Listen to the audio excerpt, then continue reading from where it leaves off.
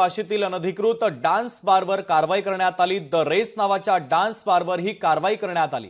गृहराज्यमंत्री योगेश कदम यांच्याकडून बारवर कारवाई करण्यात आलेली आहे। तर डान्स बारमधून 40 महिलांची सुटका करण्यात आली। डान्स बारच्या मॅनेजर आणि वेटरसह एकूण 6 जणांवर एपीएमसी पोलीस ठाण्यामध्ये आता गुन्हा दाखल करण्यात आलेला आहे। एका मोठ्या कारवाईच्या संदर्भातली बातमी आपण पाहतोय। वाशीतील अनधिकृत डान्स बारवर ही कारवाई करण्यात आली।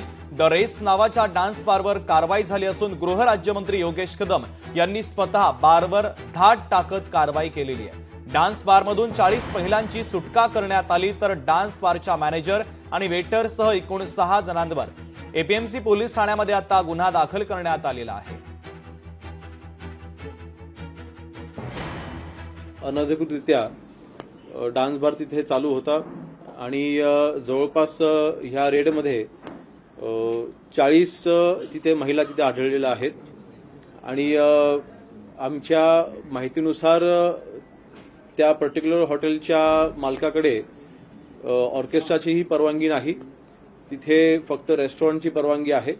40 महिला ज्यावेळेला तिथे आढळल्या त्यावेळेस रात्री जवळपास 1-1:30 वाजता मी माझ्या ज्या अधिकाऱ्यांच्या मार्फत मी तिथे कारवाई केली त्या अधिकाऱ्यांना मी स्वतः संपर्क करून ह्या सर्व प्रकरणामध्ये जे कोणी दोषी असतील त्यांच्यावरती कडक कारवाईचे निर्देश मी काल रात्री 1:30 वाजता दिले। लोकशाही मराठी ऐका, पहा, जागरूक रहा।